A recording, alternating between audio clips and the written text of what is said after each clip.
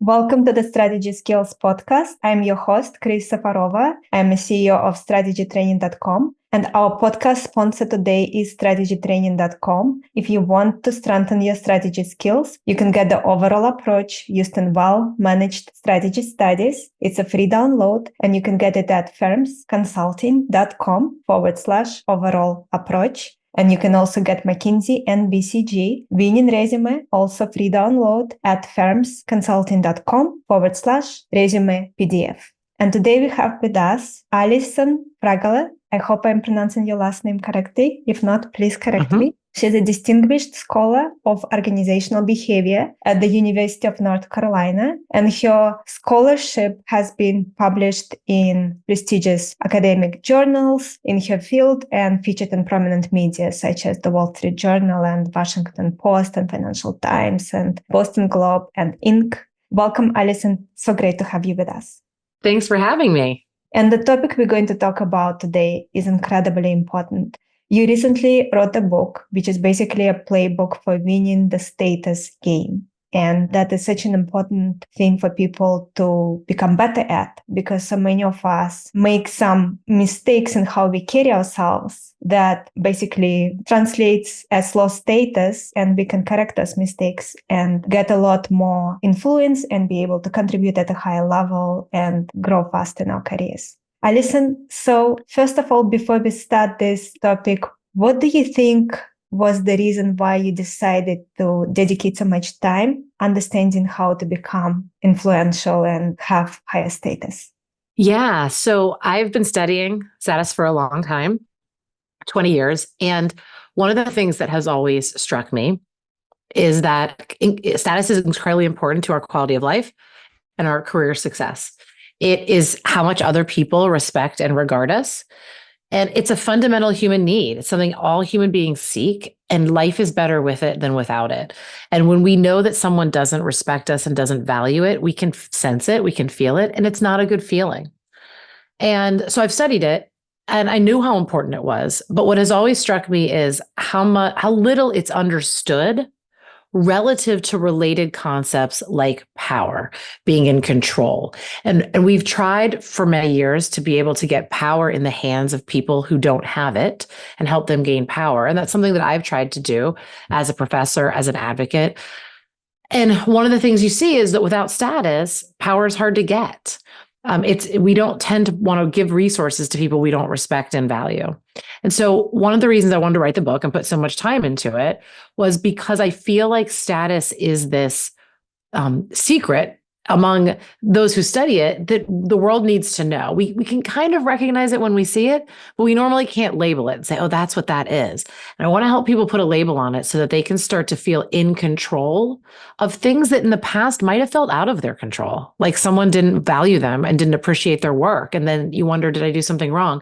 And so I want to shine a spotlight on it so that people can reclaim the things they can do to be respected, because everybody deserves that. So there's so much to unpack about status, but let's start with the question. What do you think, based on your research, based on your work, what sets someone with high status apart? And then maybe we can separate how it is different for men versus women, and maybe also for men and women who are also being discriminated against, for example, because they are immigrants, because they speak with an accent. Sure. So our status comes from two sources that can influence it. One is what we call ascribed characteristics. These are things that are given to us. We don't control them. So your gender, your race, an accent, your height, all physical appearance. These are things where you would say, I don't control this, but people assign value to it, even though it's meaningless in terms of how capable I am. We assign value to it. And those things affect our status, which means that walking into a room, some people are going to automatically get more status than others. But the good news, and what I help people focus on, is that the other paths to status are the things that we do get to control, how we show up. And that affects how other people perceive us too, to a great deal, right? I'll give you a silly example. If someone walks up to you and smiles and says, I'm so happy to see you today, versus someone slams a door in your face, that's a controllable behavior that would affect how you would see that person. So there's a lot of what we do that affects how we're seen. And so for people who are good at being able to show up in ways that get status, I always say they're not better people. They're just better salespeople, because status is a judgment in someone else's mind. It's their opinion about you. And so we have to influence that opinion. In the same way in sales, you need to influence a customer's opinion about whether they value your product. And so the people I've found who are really effective at managing their status, it's not that they're smarter or they necessarily have more education or degrees or higher job titles. What they are is they're good at thinking about their audience and saying, okay, what does this person value and how do I show up in a way that's going to get them to appreciate my contributions? So speaking about the science of how people judge other people, what determines someone's status in people's minds in the workplace, let's say in the United States? Great question. So everyone is always judging everyone else. That doesn't mean you're trying to put them down, but our minds are constantly making judgments of other people, and they're doing it to us, we're doing it to them. And status judgments that we make, how much do we respect another person? They're not random. They're based on two dimensions. And two dimensions are, do you care about people other than yourself? What are your intentions? Are you going to be a friend or are you going to be a foe?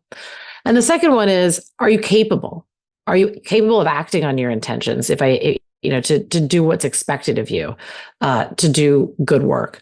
And that's where the title of the book comes from, Likeable Badass. We don't call those dimensions, those terms in research, but one dimension is your orientation toward other people, your caring. And the other dimension is how capable you are. So likable and badass. And those are the two judgments that we make.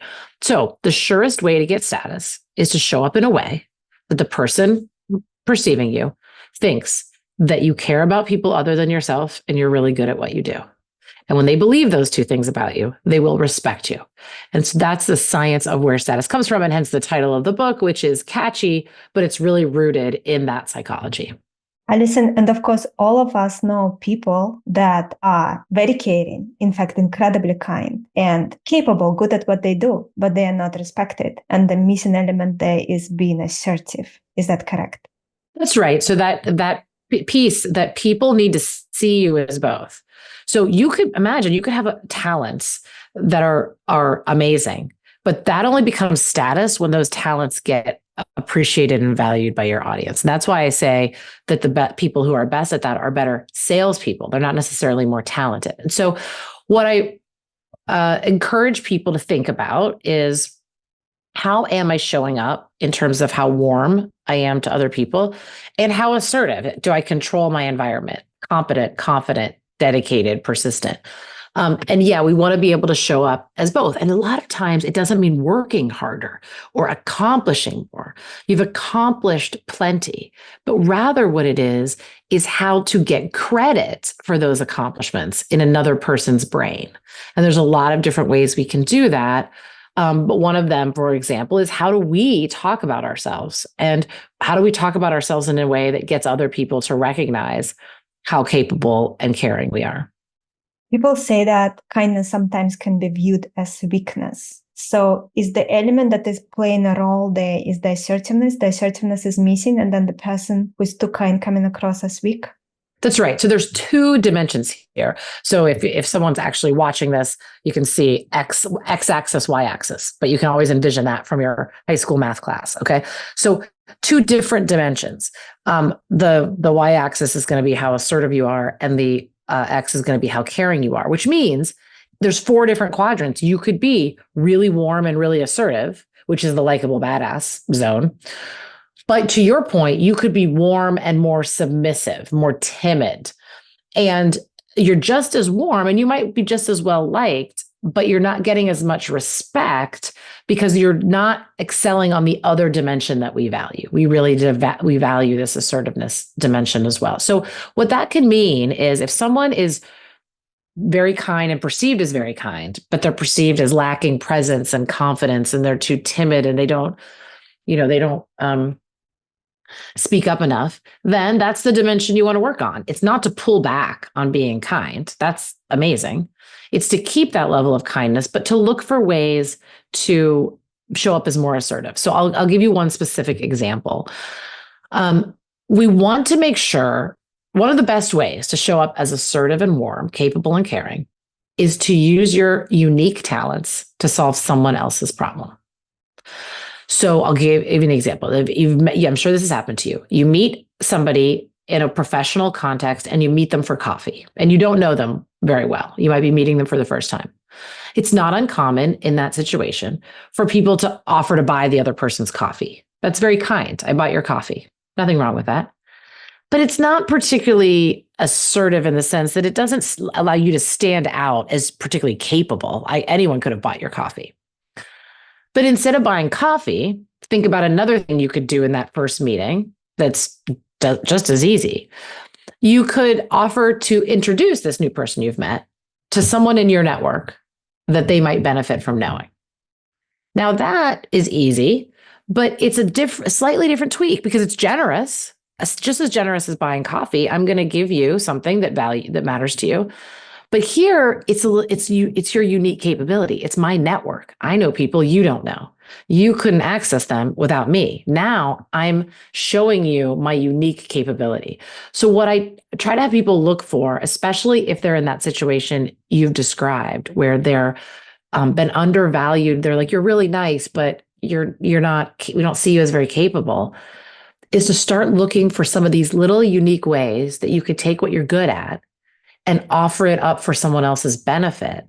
And that makes you stand out as capable and unique. Making an introduction is a lot more unique to you than buying coffee, which anyone could do. Alison, when you work with your students and you have someone who was brought up in a country where you naturally don't have that assertive qualities that would help you get status, how do you help them gain status and become more assertive? Yeah. And well, first is that you don't have to be assertive specifically. You have to do something that enables people to appreciate your capabilities. So it could be your competence to be able to solve a problem. It could be your persistence and dedication and your organization. Every time you deliver a product, it's incredibly well organized and it's neat and it's beautifully packaged, and people say, wow, that's really excellent work. So it doesn't have to be being the loudest voice in the room or talking more. Some of those things do affect assertiveness, but the beauty of both of these dimensions is that there's a lot of room for your authenticity. Nobody should have to build status by being something that they're not. It doesn't have to be that way. You have to think about, who am I and how can I convince my audience that my contributions are really valuable? But there's lots of different ways to do that. So my recommendation is, if you don't know where to start, is start by watching people around you that you really respect and see what they're doing that's leading you to feel positively about them. Particularly someone whose style might be close to yours. And that way you could start to think about, well, how could I do this? Because you don't have to be a loud voice. You don't have to be aggressive or trying to lead the conversation necessarily to be able to show up as capable.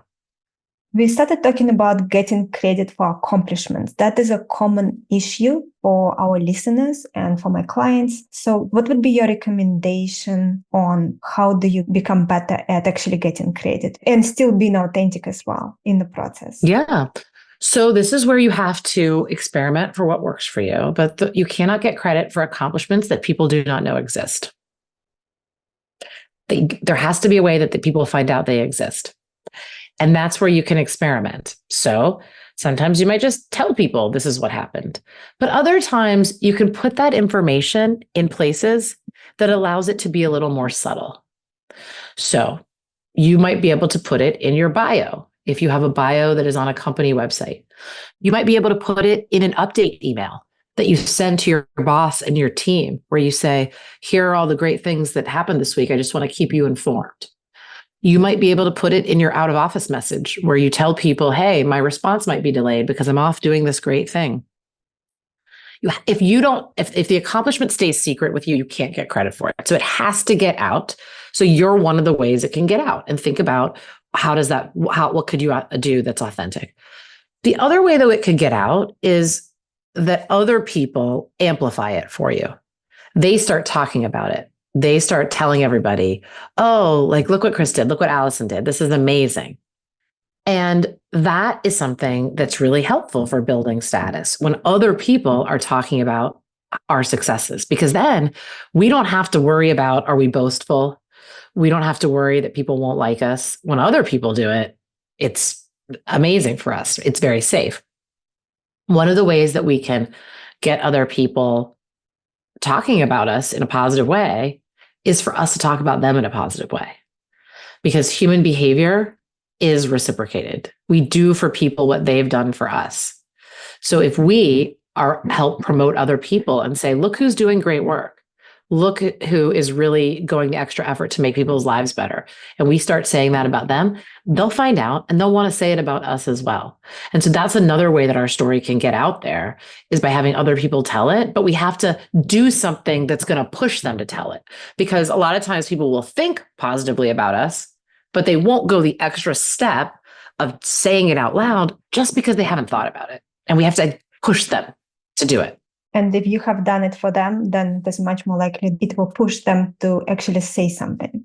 Exactly. Reciprocity is such a strong norm. We always want to do what people have done for us. I always say, if you're going through a building and you open the door for somebody and there's a double door, they will always stop and hold the next door open for you, right? 100% of the time, because that's reciprocity. I can't not hold the door for you once you just held it for me. And that idea is, we can use that to get any kind of behavior we want out of other people. One of my first suggestions is always just start doing that thing to them. And more often than not, they will reciprocate and do the same thing to you. It's very interesting because I have come across many people in my life where I have done so much for the person. It's just shocking how much I have done. And there was zero reciprocity. But I think those were just exceptions and some lesson I need to learn, I guess. But in your experience, most of the time, people reciprocate. Reciprocity is a strong norm of behavior. People tend to do it. Do people do it 100% of the time? Absolutely not. And so what I would say is, you want to think about things that you can do that are easy for you to do. Because I'm hearing in your story, you might have invested a lot of effort and a lot of time over the years really being giving to somebody. And you've invested very heavily in one person. And if that is the one person that is just not a good reciprocator, then you feel so betrayed and you don't know what to do. But if you invest a little in a lot of people, then you know not everyone's going to reciprocate, but I have a lot of investments here, 100 people. And I know that some people will feel the need to treat me the way that I've treated them. And that's where I talk about the example of what I call a small deposit. So introductions are a good example. They're easy to make. Does everybody always reciprocate or do something for you in exchange? No, but it doesn't matter so much because it wasn't a hard thing to do. And you can do it for lots and lots of people. So I encourage, in addition to making the big investments, which, you have to do in relationships, there are some relationships you got to invest in. In addition to the big investments, I want people to think about smaller investments, little things that I can do for lots of people that will increase the number of people who feel like they owe me and they want to pay me back. That makes a lot of sense. In terms of coming across as more assertive, there are specific things that you mention in the book, such as humor, using more humor in how you communicate, speaking faster, sustaining eye contact. What are some of your favorite ones, if you could mention a few?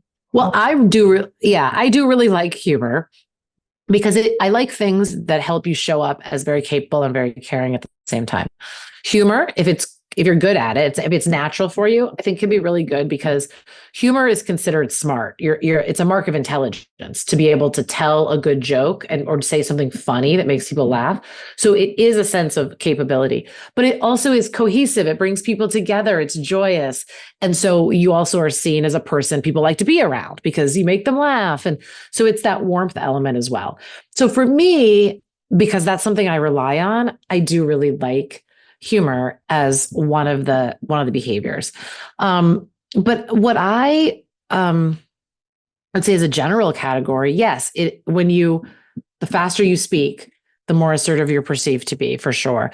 The more direct your speech, the more assertive you're perceived to be. Yes. So sometimes we can use these tools, but for me, what I've found that I enjoy the most and has the most value is this idea of looking for small ways to make other people's lives easier, doing things that I'm good at. And that I use more so than any other verbal or nonverbal behavior, because it brings me joy and it's a way for me to distinguish myself. So I'll give you one example for me. Because I am a professor, I get a lot of questions about topics in psychology, some of which I don't know the answer to because I don't know everything just because I'm a psychologist. But generally speaking, when someone writes me and asks me a question, I know that I can find the answer quicker than they can. So even if I have to look up the answer, I almost always will take 5 minutes to answer their question rather than say, I don't know. If someone asks me to do something that's outside my expertise, I take the extra 5 minutes to figure out who might be a good person for them to talk to instead. No, it's not me, but I have a recommendation for you. These are the kinds of things that I like to do to be able to show up as more assertive. I'm a person who knows things. Like I'm a person who can advise you. And it's different than simply talking faster or making eye contact, although those things can affect it. But to me, it's adding value to people in ways that are easy and that don't feel like too much work. When you work with people and they learn the methods you teach and they start making changes in their life and start becoming more warm or more assertive to gain status, where do people usually get stuck? What are some of the common places people get stuck? Yeah, that's a really good question. I think one of the things that people can trip them up is just trying to do too much that isn't necessary. The more you start to think about this, the more you start to observe yourself and second guess everything you're doing and think that you need to change everything. And I always say that's not true. What I advise people to do is start with what feels natural and authentic, and then think about one thing you could add to that to make yourself show up as a little more assertive or a little more warm, and just pick one. And then when that new thing becomes a habit, you can then go on to something else. So, for example, this idea of telling your story. We don't want to necessarily run through the office telling everybody how great we are. But how many times have you been asked, how's work? What's new? What's up? How's it going today? And you just say, I'm good. I'm fine. I'm busy. We say those things. And those are missed opportunities to tell our story. Instead of saying, something great happened at work today, or I'm really happy to see you. This is making it a good day. We throw away those questions when we could be using them to share a little bit of our story. So that might be an example for somebody who's trying to start out and say, what can I do? And they say, I think I'm going to try to just respond to how are you with a different answer. And I would say, great, just do that. You don't need to do anything else. And then see how it goes. And once that starts to feel very natural and you have a new approach, then you can add something else in. So that's one of the big mistakes that I see people making, is feeling like they have to do everything differently. It's overwhelming. It doesn't feel authentic. And then you think, never mind, I'm just going to forget it. I'm going to be who I am. And that's not how we grow and how we learn. So I recommend people just recognize that a lot of the things they're doing have gotten them this far. And they are successful. And they don't need to be a different person. They just need perhaps to be a little more aware of how they show up. And so they can start to then make one or two changes. You said that status is a game, one in which women have to navigate biased rules. What do you mean by that? So it turns out that there is not a single definition of a game that everybody who agrees to. There are many definitions. But one of the definitions that is popular that really struck with me is a game is a problem-solving activity approached with a playful intent. And I thought that was a really apt description of a lot of challenges we face in life. You know, getting into college, getting a job. That's a game, getting a promotion. It's a problem solving activity that can be approached with a playful intent.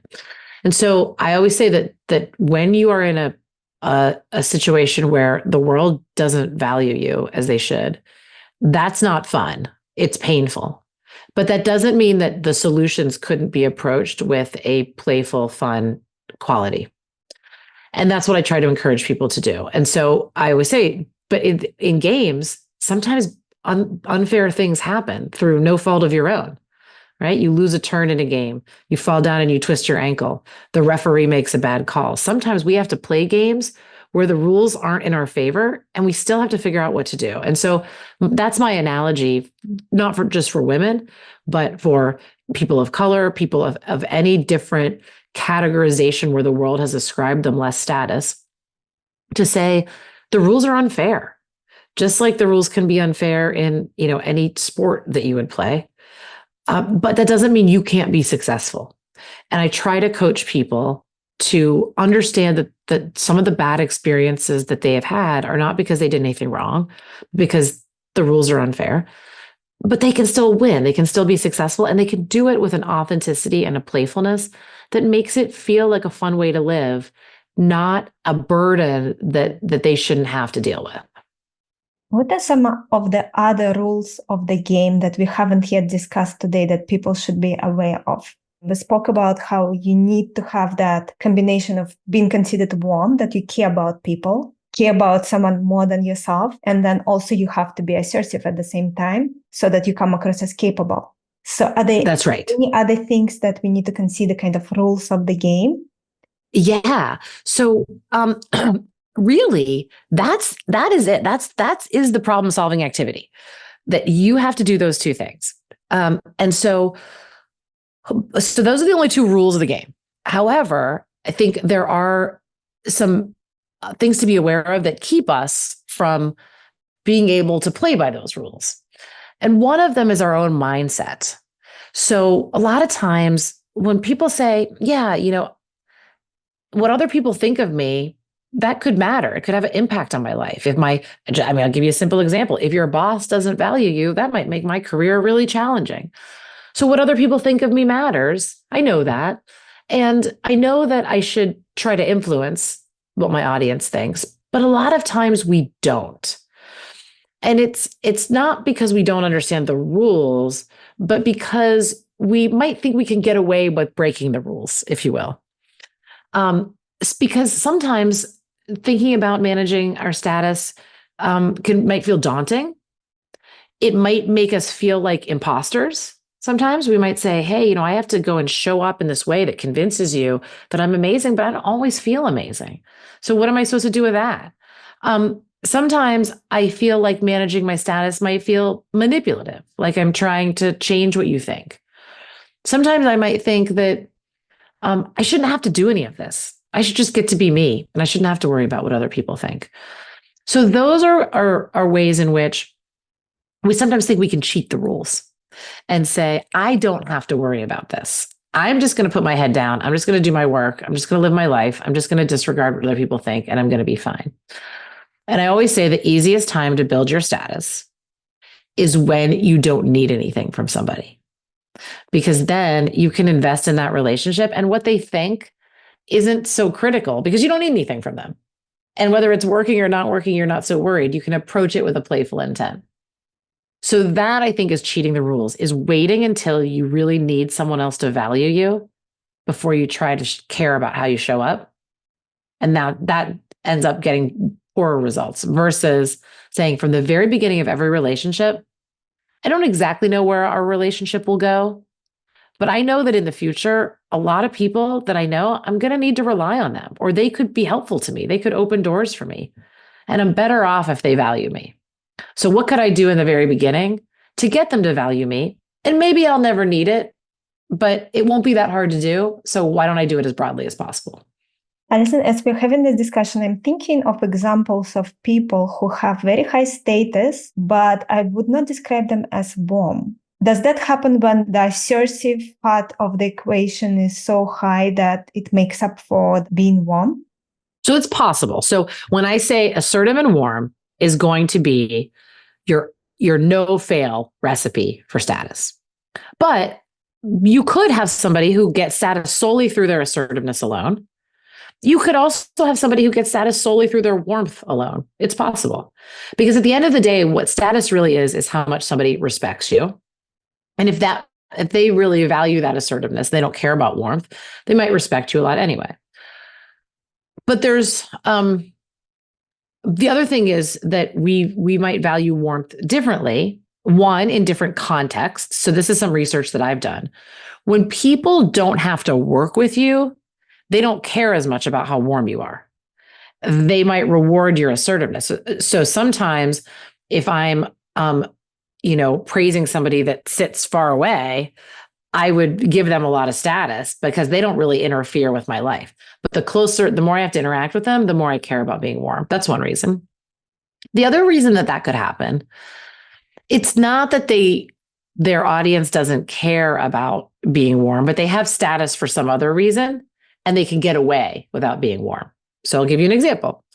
If you are a white man, which is a high status category, it's possible that because of those characteristics, the world will give you status. And once you have status, you can act in ways that aren't that warm and you'll still have your status. So it doesn't mean that you were able to get it because you weren't warm, but more the world gave it to you for some other reason. And now you can get away without being warm. So all of those things are possible. So there's no doubt that, people who are not warm can certainly be very well respected, just like people who aren't very assertive can be very well respected. It's possible. But for the rest of us who are trying to think about what's our best bet, our best bet is always to see how we can start being both, because that's definitely going to win. The other ones sometimes win, but it depends a lot on the specifics. Did you come across examples where maybe some of your students pushed their assertiveness too far? Sure. And I can think of examples where I've done it too. There's no doubt. I mean, and I say, and I think I even wrote this in the book, sometimes when we make mistakes, we tend to make mistakes in the same direction. And I joke that when I make mistakes, I almost always make mistakes by being too assertive rather than not assertive enough. Yeah. And there are times when I have pushed for something I really wanted. And I thought, I am really capable. I have the power to do this. They're going to value me enough that they're going to give me what I want. And people didn't give me what I wanted. And I think it was because I made them mad. And they said, yeah, you are capable, but never mind. I'd rather hurt myself than make you happy by giving you what you want. Well, I've made that mistake a bunch. And sometimes, again, I would say, I study this stuff for a living and I still do the wrong thing all the time. I'm very conscious of a lot of things, but in a given moment, I get stressed. I get busy. I react to something that somebody did. And I realize, oh, okay, the way I just showed up there is not, really building my status. So I think it happens all the time. Thank you so much for sharing this. I appreciate it. We already discussed it, but I want to go a little bit deeper because I think it really can help people. For someone who you would consider submissive, someone who is not assertive, and they are very capable and they're very warm, building on what we already have said today, what else could you recommend for them to make this transition? Because it is a very hard transition to make. It is. One, try to get some mentorship. Look for another person. They don't have to work for your company, but look for somebody who has your style. Maybe they're more soft-spoken. Maybe they're more introverted. Someone you say, they are very respected. People see them as capable, but they're like me. And I think I could model myself after them. And when you see somebody like that looks kind of like you, but they're getting better results, that is the person you want to learn from. So first thing I would do is get a mentor, someone who can react and give you some feedback, because it's possible that you're doing things you're not aware of. One of the exercises I walk people through is a storytelling audit, and this is something people could do with or without a mentor, is to become aware of how you're showing up, to decide whether you like it or not. So if I said to you, I'll ask you right now, how many cups of coffee did you have yesterday? I don't drink coffee. See, it wasn't easy for you to answer. I had 0. Okay. How many times were you asked how you were doing and how did you respond? It's a harder question to answer. Well, I'm just thinking, you mean generally in life? No, yesterday. Or yesterday? A few times, and I said everything is well. Right. Okay. So a lot of the things, most people know how many cups of coffee they drank yesterday within 1 or 2. But people may not always remember how many times did I put myself down by saying something negative about my own performance when I didn't have to? How many times did someone ask me how I was doing and I didn't have an answer that really built my status? You might not be able to give me exact numbers because you're not paying attention to these things. You're busy, you're working. So one of the first things I have people do, either with or without a mentor, is turn their attention to just watching themselves for a week.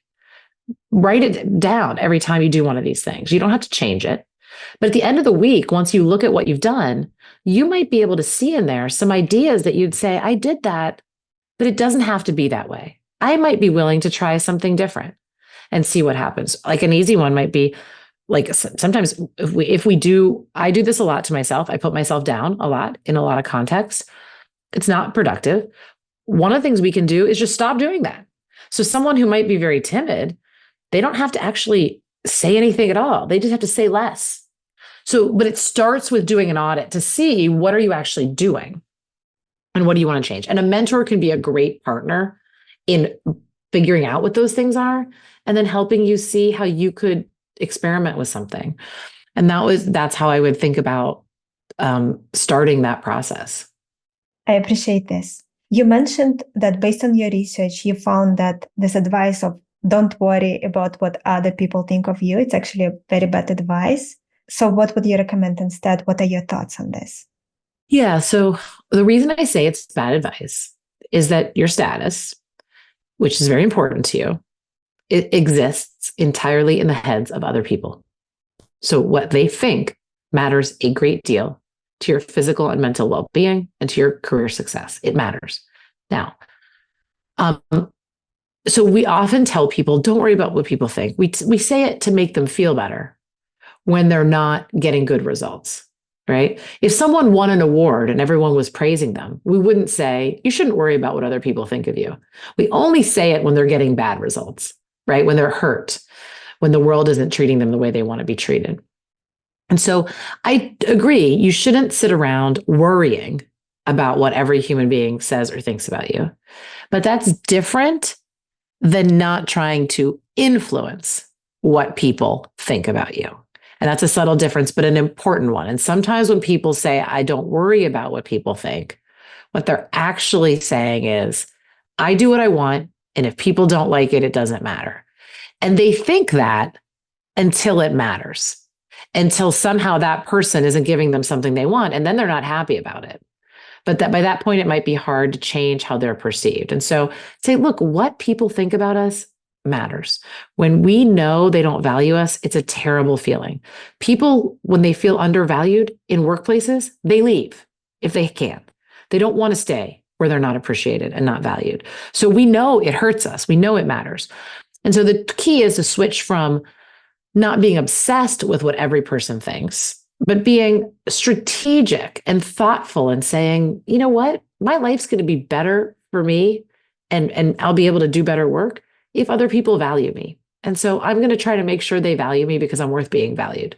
And that's a slight twist on it. It doesn't require you to be obsessed with everybody, but it does make you thoughtful about how you show up to get them to see you the way you deserve to be seen.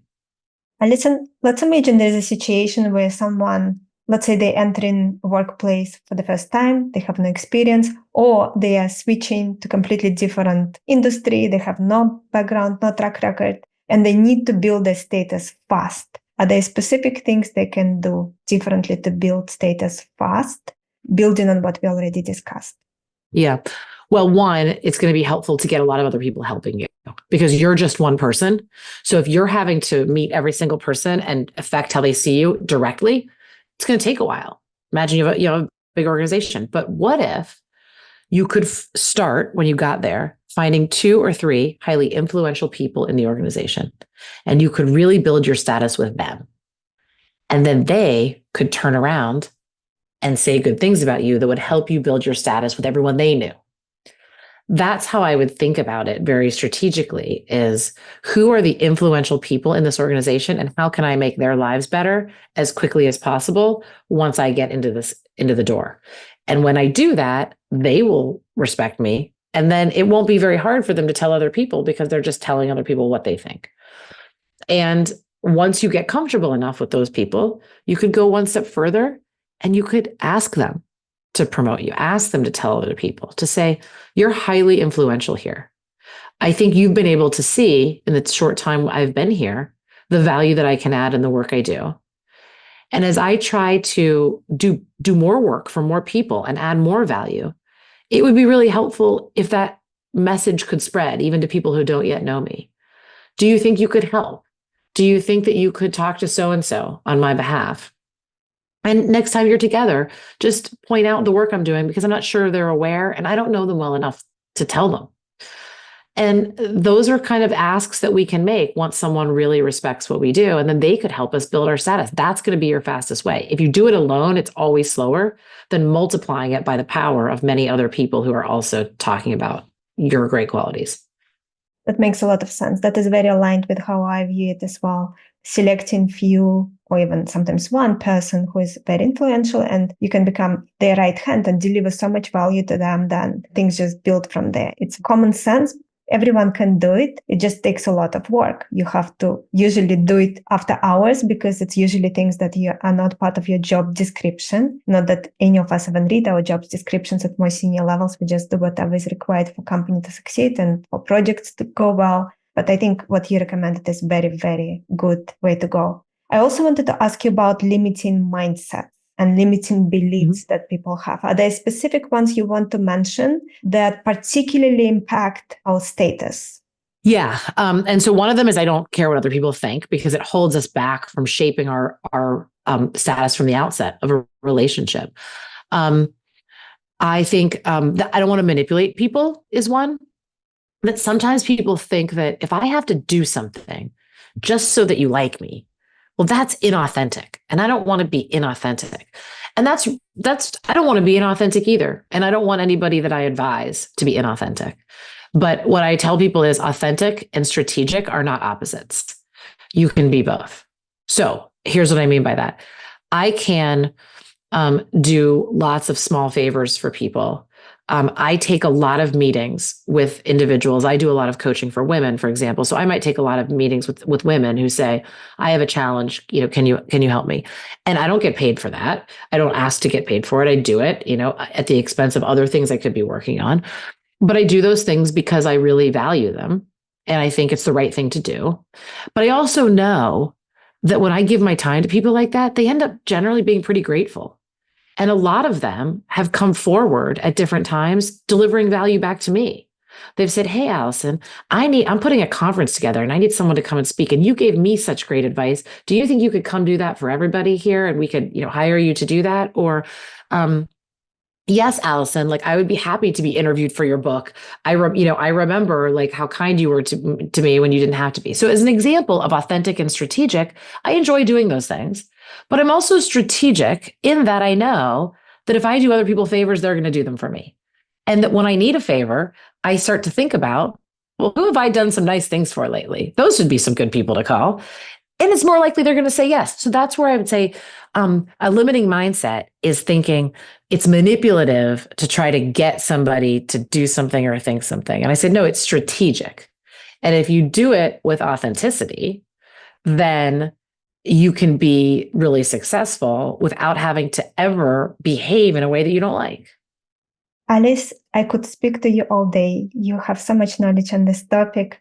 Last question from me today is on negotiation, because you studied that topic and I feel that I have to ask you. Okay. So how should someone prepare for negotiation, especially if they're dealing with someone who does not like or respect them? Okay. My best advice in this situation is you either have to get them to like or respect you first, or I guess you have three choices. Do that. Second, use an agent, which is you might not be the best person to have this conversation. It might be better if someone else does it on your behalf. And depending on the circumstances, that may or may not be possible, but a lot of times it is possible to have someone else. So maybe if it's, maybe if it's a negotiation with a difficult customer and you think this customer just doesn't really respect me. I've talked to many people over the years and they say, you know what, I'm going to bring my colleague. And you know what, they might respect my colleague just because my colleague looks different than I do. And that's really unfair because I have value to deliver. But you know what? I don't care. If that's going to get me a better outcome, fine. You respect my male colleague instead of me. You respect my older colleague instead of me, fine. So it could be bring in someone else into the conversation. That's the second path. And the third path is figure out what they want, what they really value, and make them an offer they can't refuse. Because even if people don't like you or respect you, if what you're offering them is really, really good for them, they'll probably still say yes. But that one requires you to have a really good insight into what your audience values so that you can negotiate in a way that's giving them something that they also really, really care about. Alison, thank you so much. Where can our listeners learn more about you, buy your book, anything you want to share? Amazing. The book you can buy wherever you buy a book, independent bookstore, Amazon, Barnes & Noble, at the airport. I've been having great fun seeing my book at the airport. So you can get it anywhere online or in stores. For me, I have a website, AlisonFragale.com. And on the website, I have all kinds of media interviews, things like this that I've done. So you can see different commentary that I offer. I also have a free newsletter. I orient it toward things, behavioral science to help women advance, but nothing that I talk about, just like today, is only useful for any particular gender. It's really everybody is welcome. And then I'm also on social media. I'm on Instagram and I'm on LinkedIn. I'm very active on LinkedIn and I post there a lot about behavioral science. But my website is always going to be the one-stop shop because from there you can go to all those different places. Alison, thank you again so much for being here and for sharing with us your work. I really appreciate you being here. It is my pleasure. Thank you everyone for listening. Our guest today again has been Alison Fragale, and our podcast sponsor today is strategytraining.com. If you want to strengthen your strategy skills, you can get the overall approach used in well-managed strategy studies. It's a free download, and you can get it at firmsconsulting.com/overall approach. And you can also get McKinsey and BCG winning resume free download. Get it at firmsconsulting.com/resume PDF. Thank you everyone for tuning in, and I look forward to connect with you all next time.